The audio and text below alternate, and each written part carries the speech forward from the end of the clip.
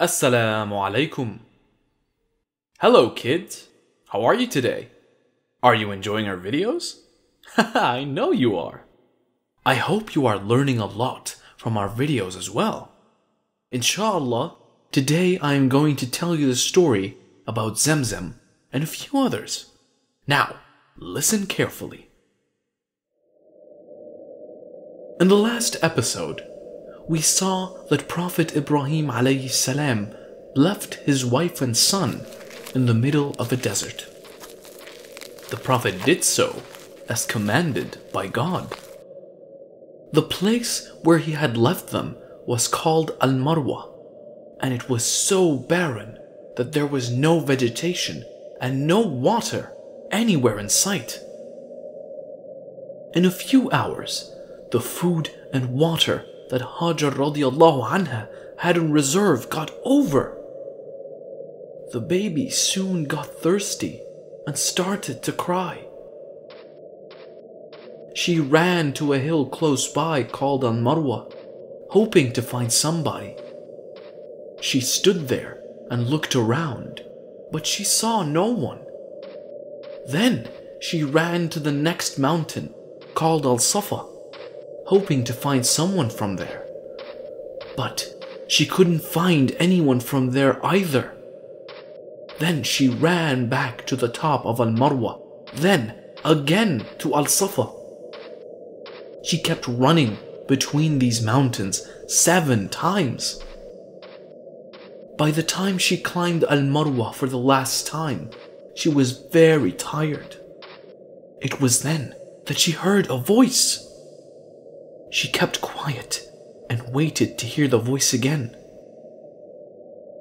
When she heard the voice for the second time, she said, "Oh, whoever you might be, you have made me hear your voice. Have you got something to help me?" It was then that she saw an angel. The angel was digging the earth. The angel kept digging till water flowed from it. It was a miracle. When she saw the water, she ran toward it and placed some stones around it to build a basin. This place where the water rose is called Zam Zam. Hagar radiallahu anha didn't go anywhere else and stayed at Zam Zam. Many days had passed. One day, a few people were traveling through Mecca when they saw the birds flying around Al-Marwa. They knew the birds were there because of the water.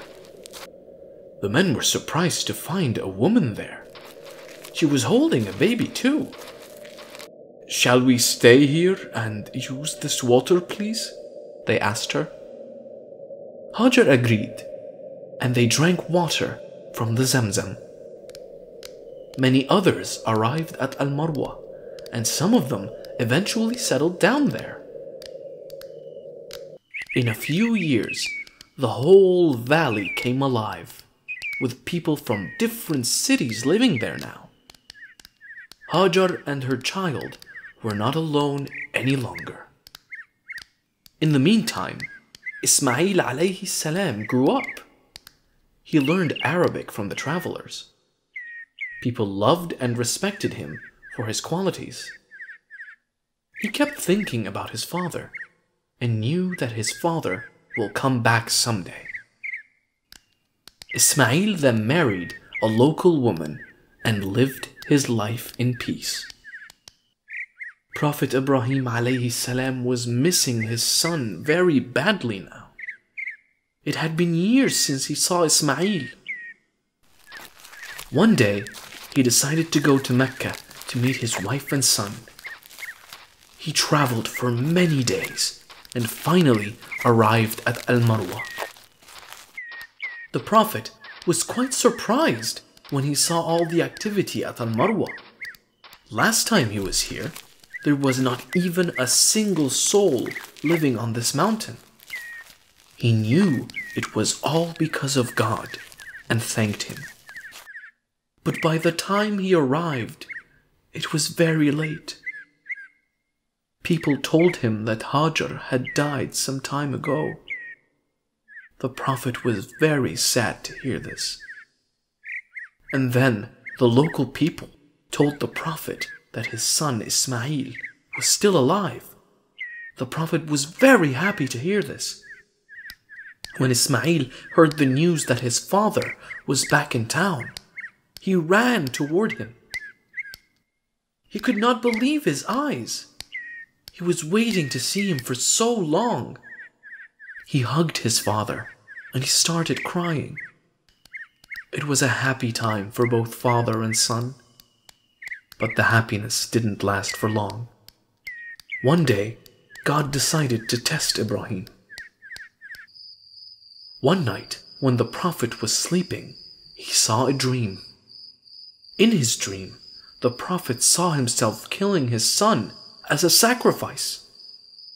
When the Prophet woke up in the morning, he ignored it, thinking it was just a dream. But the next night, he saw the same dream again. This time, he realized that this was not just an ordinary dream. It was Allah asking him to sacrifice his own son. The Prophet went to his son and told him about the dream. Ismail understood that it was an order from Allah. He was a man of faith and realized that he has to comply. Do what Allah has asked you to, he told his father. The next day, the Prophet took a rope and a knife and set out for Mount Arafat, along with his son. Upon reaching the top of the mountain, Ismail asked his father to tie his hands and legs so that he may not struggle during the sacrifice. The Prophet obliged and tied his hands and legs. Then he blindfolded himself so that he won't have to watch his son suffer. Then he raised his knife for the sacrifice. But then, suddenly, he heard a voice. The voice asked him to stop the sacrifice and told him that this was just a test. The Prophet was relieved. His son was going to be alive. They hugged each other and cried tears of joy, for they had just passed a difficult test from Allah subhanahu wa ta'ala. Ismail alayhi salam joined his father in preaching to the people. They spoke about Allah and called people to Islam. One day, Allah ordered the Prophet to build a house for worship. The Prophet told his son that Allah had ordered him to build the Kaaba, and Ismail replied, "Do what your God has ordered you to do."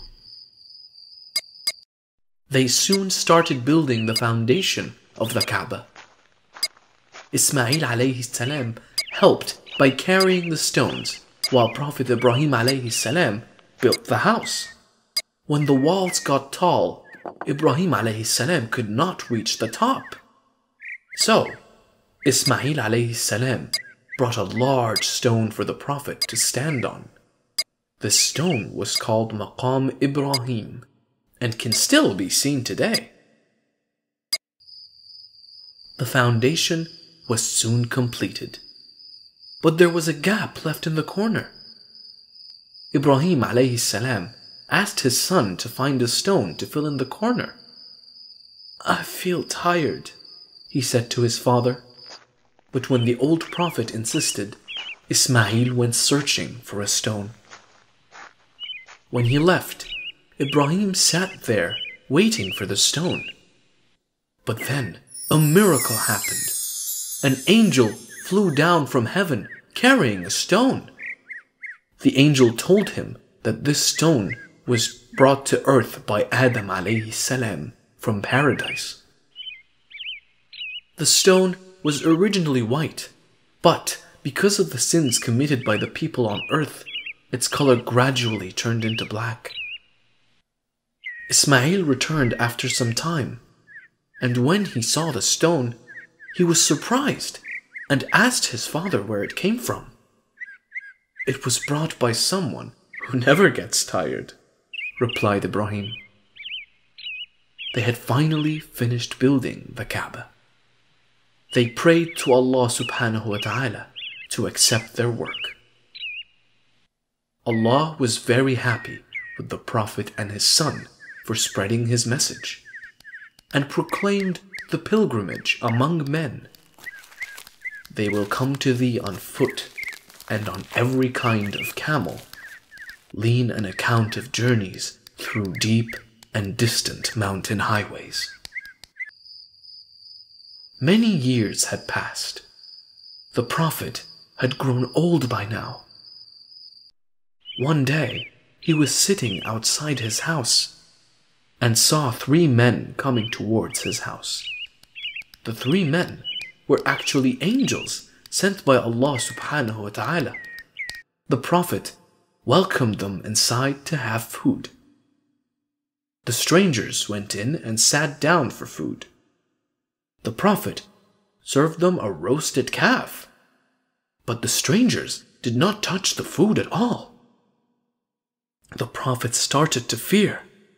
Then the angels comforted the Prophet and asked him not to fear at all. They told him that they were actually the angels sent by Allah subhanahu wa ta'ala. They informed him that they came to his house to deliver news. They said that Allah subhanahu wa ta'ala was going to give them a son and that he should name him Ishaq. They also told him that his son would be a prophet. Sarah overheard this, and she could not believe her ears.